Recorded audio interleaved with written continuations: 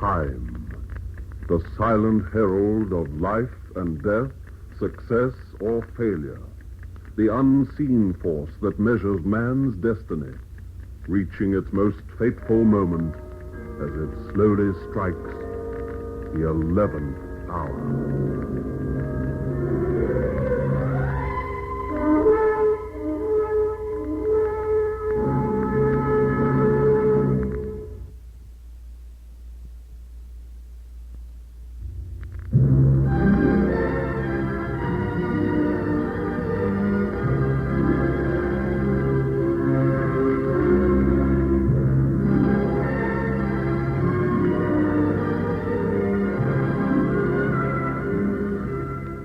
It wouldn't have happened if Janet hadn't been in such a filthy temper. Now, let's be fair, if we both hadn't been in such a filthy temper. We always drove down to our cottage near Aylesbury on Saturday night after the show, for we both had long parts in the play and felt we needed a weekend in the country. The play, Murder Without Motive, had been running for 12 months, and, well, maybe it was getting us down a bit. Anyway, that particular Saturday, Janet wanted to go on to a party. And I didn't. We spent most of the evening arguing about it. We both got more and more stubborn. The result was that we finished up by going to the party, which didn't please me, and leaving it after an hour, which didn't please Janet. And because we were so busy slanging each other, I forgot to fill up with petrol before we left London.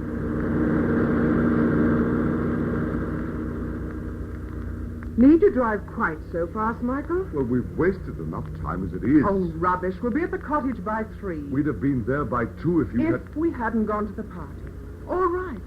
For the amount of time we stayed, we might just as well have not gone at all.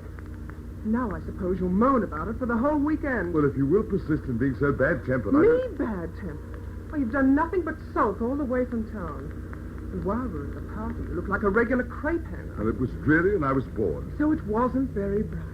Is that my fault? Well, you insisted on going. Well, I thought Seligman might be there. Yes, and you wanted to try and talk him into giving you a part in his new film. Well, what's wrong with that? Seligman. Oh, don't tell me you're getting jealous. Well, we're not that hard up for work. In fact, there's no need for you to work at all for a while. Why don't you have a rest? And start raising a family.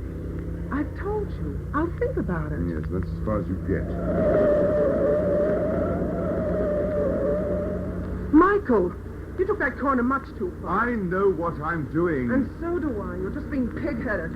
Now slow down for this one. Slow down, Michael! Haven't you any... Michael, look out!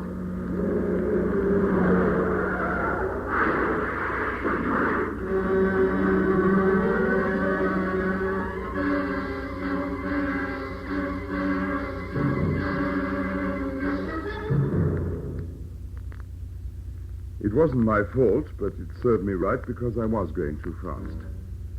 The big lorry was slewed 3 parts of the way across the lane.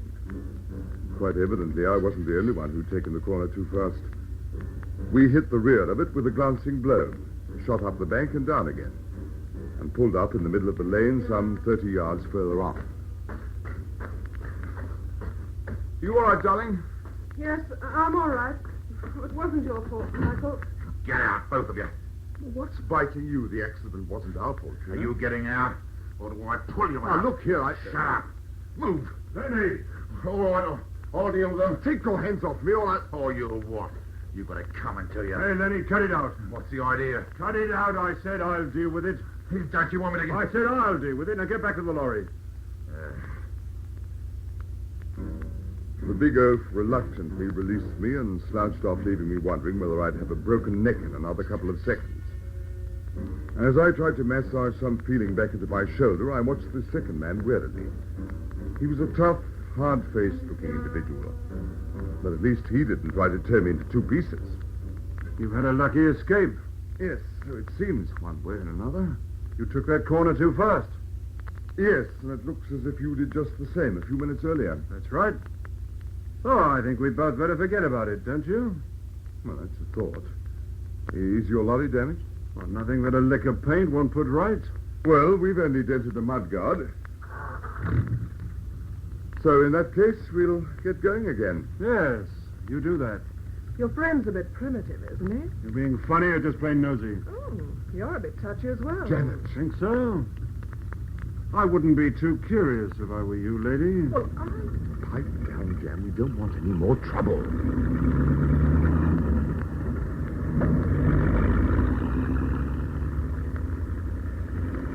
they're an odd couple. Very. I could think of other descriptions as well. I noticed you weren't anxious to linger. Are you kidding? Didn't you notice what the large gentleman had in his hand? No, I couldn't see. It was a kosh. Well, I'm not altogether surprised. The other one kept his hand in his right pocket all the time he was talking to him. Yes, he probably had a gun there. That's what I thought. And yet you started baiting. I wanted to see whether he'd pull it. Oh, look, darling, we're not on the stage now. When people pull guns in real life, they're loaded and not with blanks. Sorry, Michael. I've got used to that kind of scene in Murder Without Motive. Yes, it is there. But just try to remember that in this case, they haven't got to stick to the dialogue of Act 3. When those sort of chaps start ad-libbing, the going's apt to get rough. Yes, you're right. And that being the case, suppose you turn off to the left, just along there. Down a cart track? Why? Because it is a car track, and it's too narrow for the lorry to come down it. The lorry? Have they started it? Soon after us. They're just around the next bend. And coming pretty fast. Well, in that case, I think we'll have our lights out. Oh, this track's a bit bumpy, eh? Better than a bump from the lorry. I think this is far enough. Right?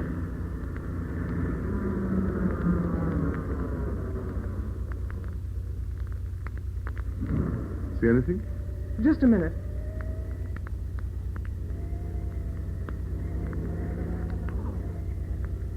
They've just gone past the end of the track. They're going straight on without stopping. Yes, it's all right.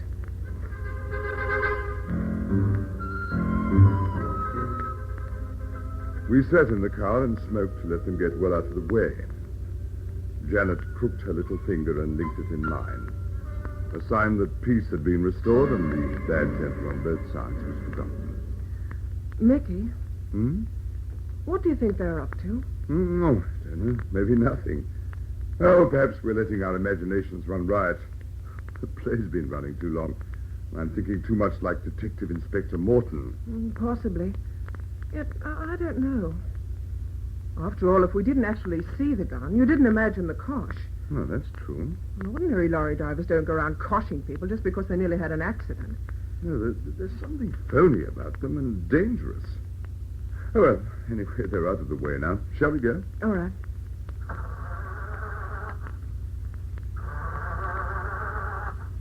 Well, what's wrong? Why won't it stop? I'm afraid it's not our lucky evening. Oh, no. Don't tell me you forgot to fill the tank. Yes, I'm afraid so. I'm sorry, darling. The tank's burned dry. What about the reserve tank? Well, I switched over to reserve coming through Uxbridge. I thought I'd make that all-night garage at Amersham. Oh, there's another one nearer than that. Yes, well, I'll have to walk down to it and borrow a tin. I'll come with you. Well, there's no need. You stay here and rest. No, thank you. I know the lorry did go by, but all the same, I don't fancy sitting here on my own. I'm not in the mood for admiring the beauties of nature. Perhaps you're right. Come on, then. The garage you're thinking of is just past the crossroads, isn't it? Yes, but I just realized they'll be closed. We'll have to knock them up. Come on, darling. Best foot forward. Yes, we've got 20 minutes walk ahead of us.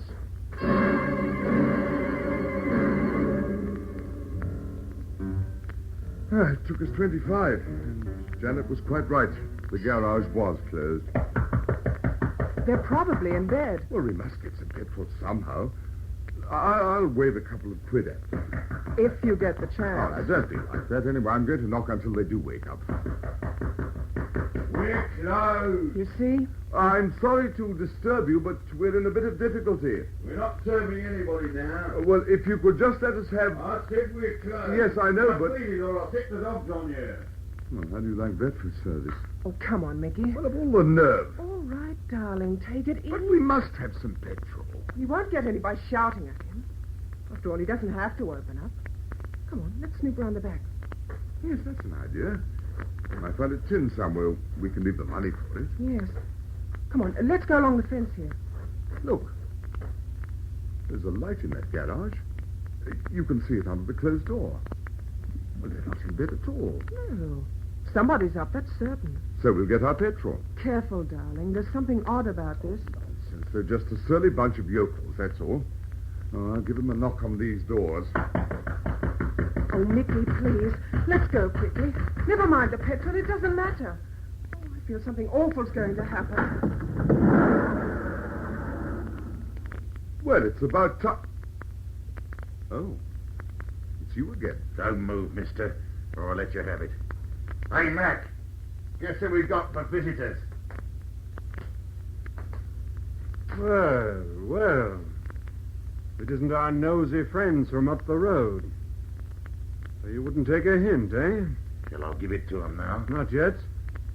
But I've got to hand it to you, Lenny. You were right, for once. Yeah, You should have knocked him off back up the road. sure. That's what I said. Well, it doesn't make any difference. We can soon remedy our little error. Step inside, friends, and learn what happens to snoopers.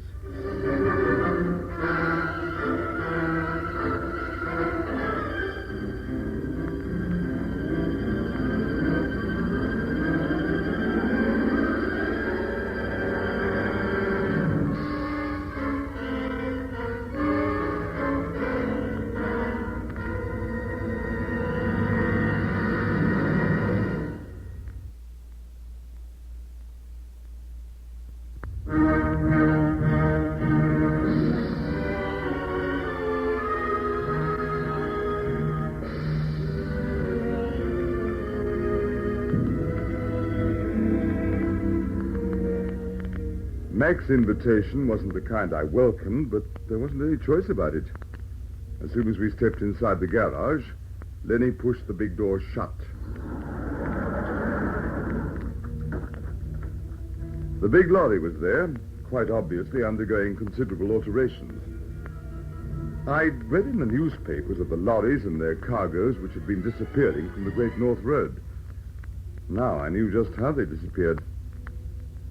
I wondered what had happened to the real lorry driver and his mate. Looking at Lenny with the tire lever in his hand, I didn't have to wonder very hard. I tried to think of something else. It wasn't a very pleasant line of thought. There was a third man in the garage. He, of course, would be the garage owner. The man who didn't want to sell us any petrol. Understandable under the circumstances. Well, you satisfied your curiosity? We'll get on with the business. Well, I haven't. Who are these people, Mac? They bumped into us on the road further up. They had their chance. They had to come following us. But we didn't. We only came... Shut up! Can't stand a woman squawking. I was only trying to tell you... Don't try and tell us anything. Now, you heard what the boss said. Leave her alone. Look, Sonny, don't try and play the little hero, or you'll get hurt. And so will she. But my wife said... I'll do the talking, mister. All right, tie him up, Lenny. Tie him up? Look, it'd be easier to bash him. I said tie him up. I don't want him marked. Now tie their hands behind their backs with that cord. All right, just as you say.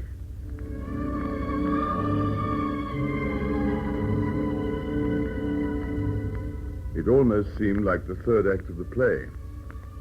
I put my hands behind me, as I'd done every night for 12 months. But as the cords bit into my wrists, I knew that this was grim reality, with no escape guaranteed by a thoughtful author. It made it doubly frightening. That'll do fine, Lenny. Good. Right.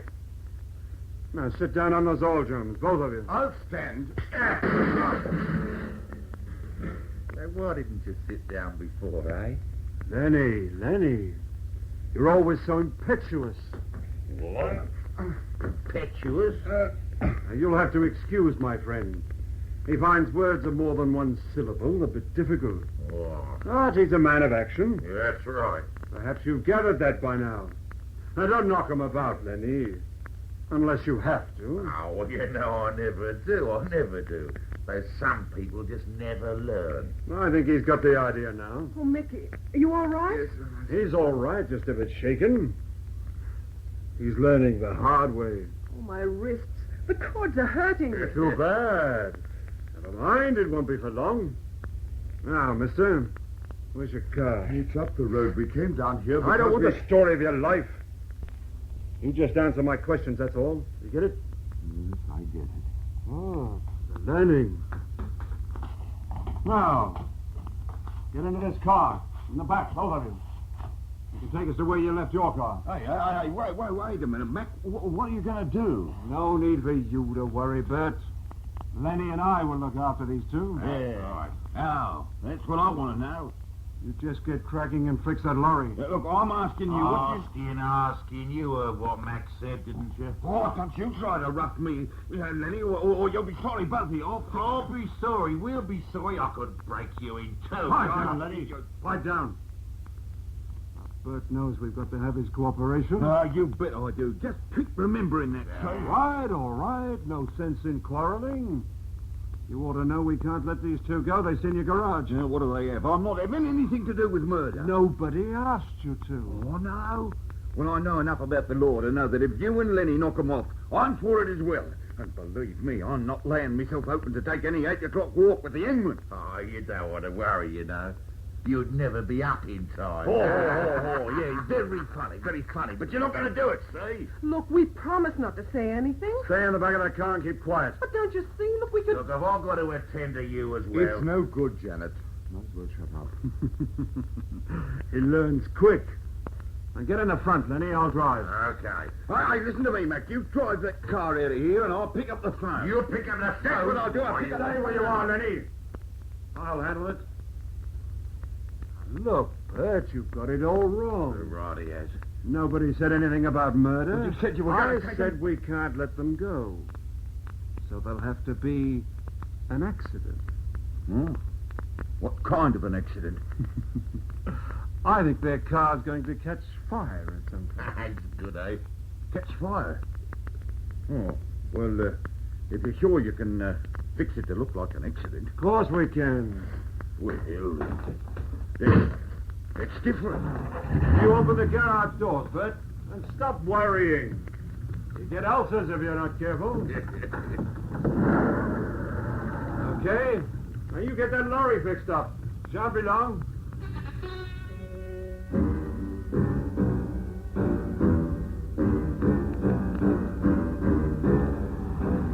I could just make out Janet staring wide-eyed in the dark. And I wondered whether she was feeling like me, that it was all some horrible nightmare. It was difficult to believe that these two men were going to burn us to death in a matter of minutes. But I knew it was true. There were no blood-curdling threats, just a calm, methodical preparation, which somehow made it all seem more horrible. Did you bring that length of sash cord with you, Lenny? Yeah, I've got it right here. Right. We'll need it for the fuse. I suppose you fellows realize what you're heading into. The police will get you. There's no such thing as a perfect murder, you know. I quite agree. But this is going to be an accident. A car catches fire. Happens all the time, you know. You're calmly sitting there talking about burning us to death. You can't do a thing like that. Why not? You couldn't be so inhuman. Look, lady, in my business we can't take chances. You know too much. You've seen us and the truck. You shouldn't have come snooping. But we never meant to. I'm not concerned with what you meant or didn't mean. The way things are. Well, like I said, we can't take chances. But Bernie... You won't feel a thing. Lenny will knock you both out first. That's right. Providing you behave yourself. And it'll be a very great Oh, pleasure. but not too hard, Lenny, not too hard. You know, that's the trouble with him. He doesn't know his own strength. How can you be so cold-blooded? Haven't you got any humanity at all? Can't afford it in my line of business. What's your business? I'm an actor. Then you ought to be used to this kind of stuff. Just regard it as a special performance. Without any encores. Is this the car track you came along? Well, I'm not sure. Look, up to now, I've been very considerate. Don't make things difficult for yourself at the end. Yes, this is the track. That's better. Oh, is it far along? Oh, no, I can see it.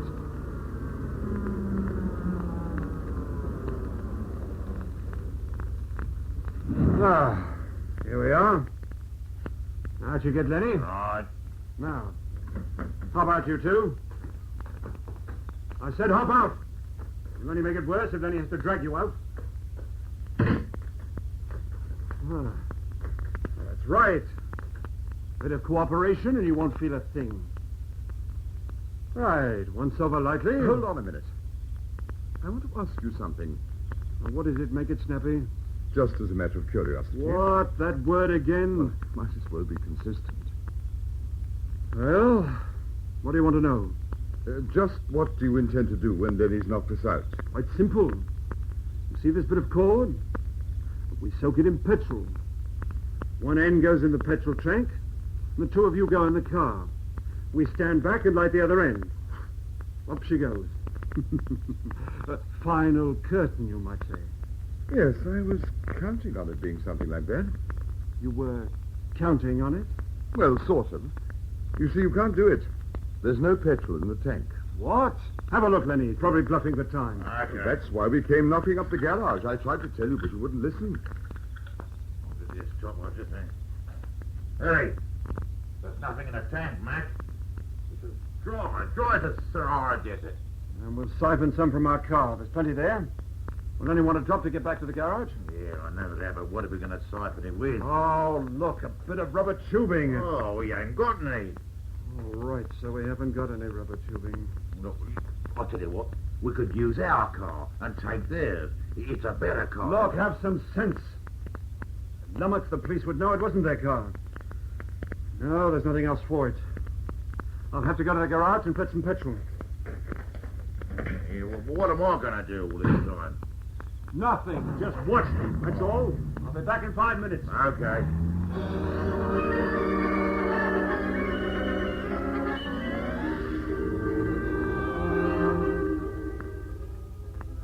So we had 5 minutes grace. But I couldn't see what good it was going to do us. Our hands were tied behind our backs, and I had no illusions there about what would happen if either of us tried to run or fight with our hands tied. I tried to think what Detective Inspector Morton and the play would have done. And then I thought of the last act of Murder Without Motive. It was a slim chance, and it all depended on whether Janet picked up her cue. Now, don't move, or you'll get it now. My wrists are hurting. Oh, now, so what? You won't be feeling anything in a few minutes. That's a line from the play I'm appearing in. You see, we're both tied up, and Well, I hope you've got good understudies. not tied up tightly like this, of course. And so, you get loose, I suppose, eh? And then the villain gets his, and I'm the villain. That's all right. You know, but you won't, not this time. Yes, I know, that's the difference. You see, in the play, I say to him, "You've been very clever, Barrett, but there's one thing you haven't allowed for. I knew Mary hadn't committed the murder." You mean you never really suspected me, Bill? Yeah, just a minute. What are you talking about? What's the caper? That's what she says in the play. I only pretended to suspect you to put friend Barrett off his guard. Oh, is that so? Well, you'll have to bring the curtain down now. I can hear Mac coming in the car. You remember how it finishes, Janet? Of course. Then no! Oh! It worked. He's out cold. Come on, quickly. Across the field into that wood. They'll never find us in the dark.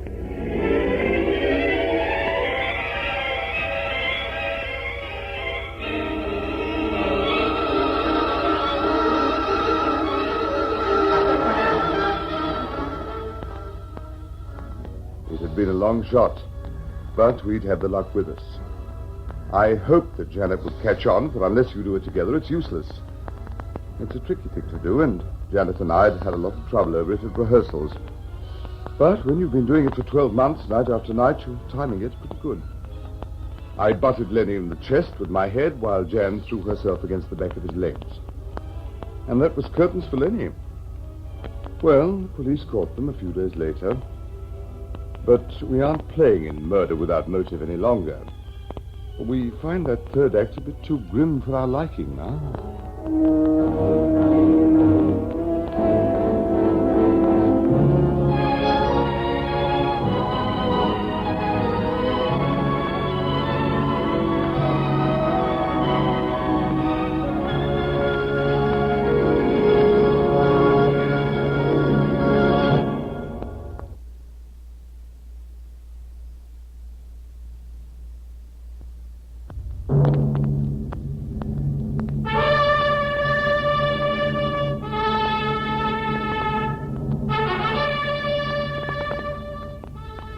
Be listening for another mounting drama of action and suspense when we again bring you the 11th Hour.